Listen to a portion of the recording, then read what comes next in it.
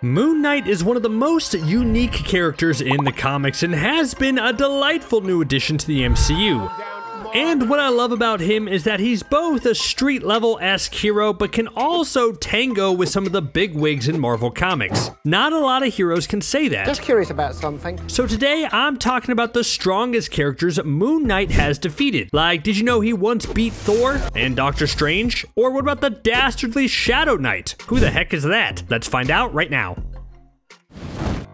There's a reason why Thor is often considered the strongest Avenger.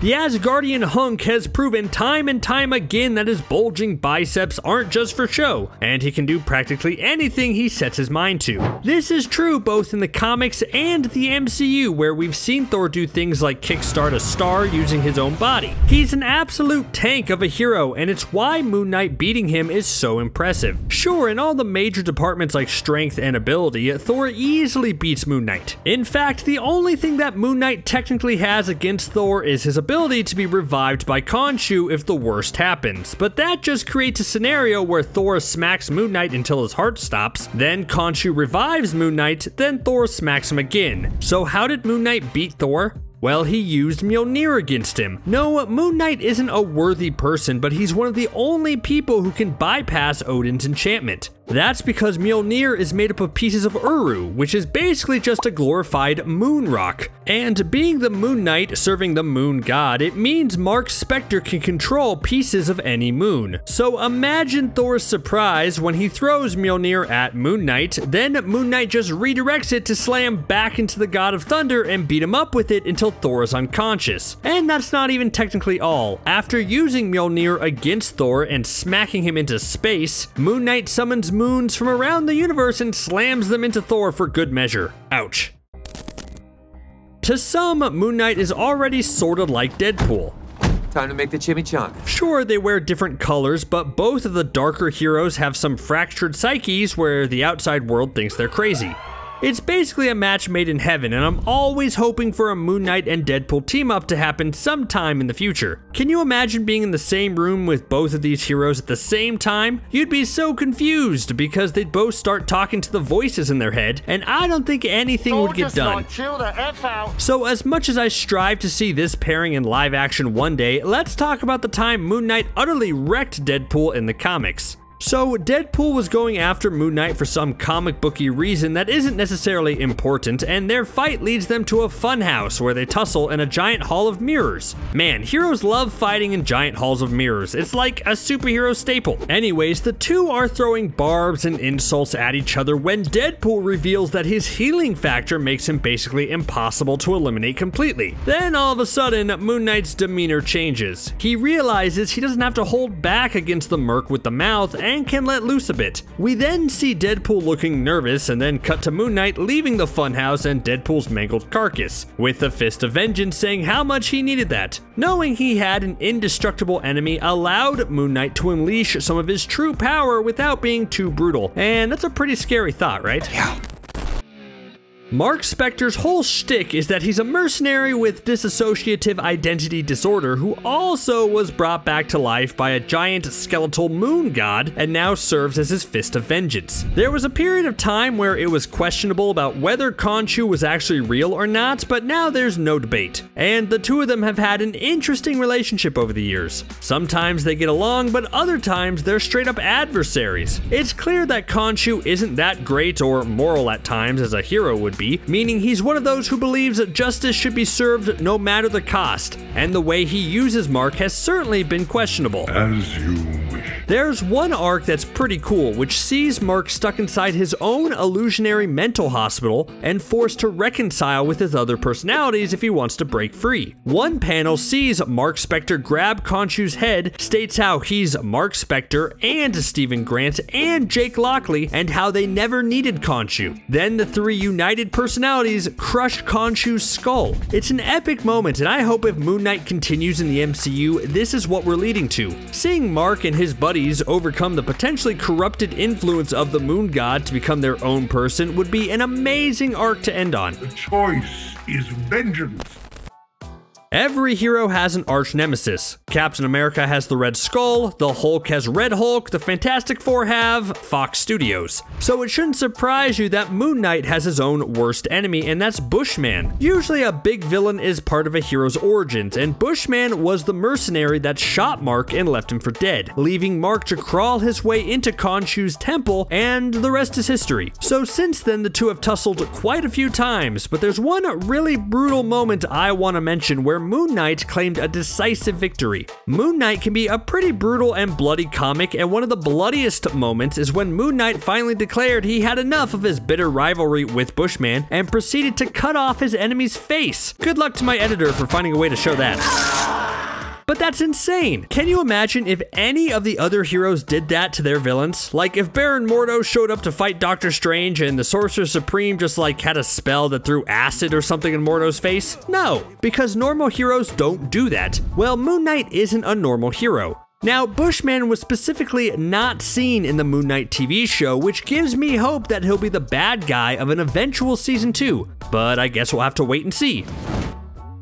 Moon Knight's very first appearance was actually in a Werewolf by Night comic, where he was an adversary and mercenary who was hired to hunt down and capture Werewolf by Night. Then, as time went on, the character's backstory grew and expanded, and here we are. In their first big fight, Moon Knight knocks Werewolf by Night out and drags him to his moon copter. Yeah, that's a real thing. Where Mark has to figure out how to hold onto the ladder while also carrying his target. It's a really fun first encounter, and sure, Werewolf by Night eventually gets away, but it shows how capable of a fighter Moon Knight was from the start. I wanted to mention this one here because we're getting a Werewolf by Night Halloween special this year, and I really hope Moon Knight makes an appearance. Like, come on, it would be perfect. Imagine if we have Werewolf by Night struggling with all things werewolf, and then a Jake Lockley version of Moon Knight shows up to hunt him down, resulting in a fight. It would be a way to continue the narrative of season 1 of Moon Knight while also allowing Werewolf by Night to fight an awesome bad guy and honor the original comic source material. In my mind, that's a win-win-win.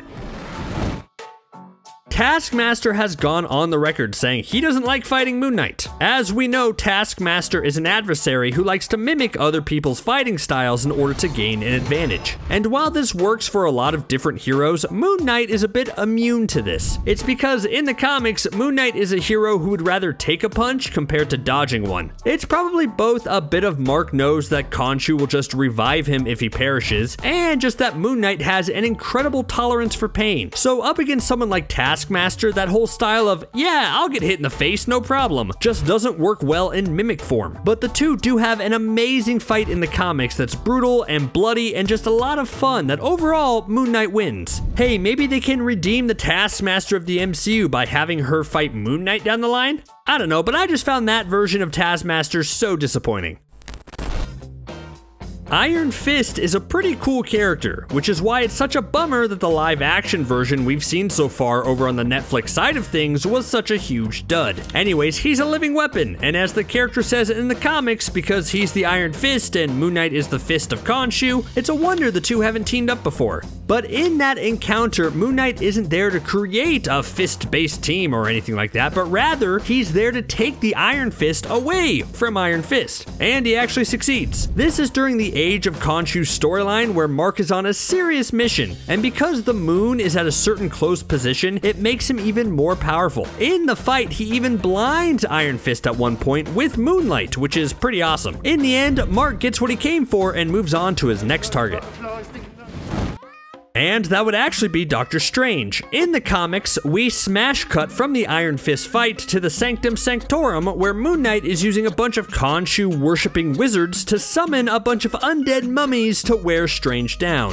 What did you just do to me? It's not enough to overpower the Sorcerer Supreme, but it's enough to keep him off guard. Usually, I would say Doctor Strange is one of the most powerful heroes in the Marvel Universe, and an attack on him just wouldn't go well for a bunch of magic-related reasons. But after the mummy attack, Mark is able to not only use his enhanced powers thanks to the biggest supermoon in a million years, but also use the power he just stole from Iron Fist in order to gain the upper hand against Doctor Strange. It's a quick fight, but a decisive one, and Moon Knight just goes and continues about his day. It's everything you ever wanted.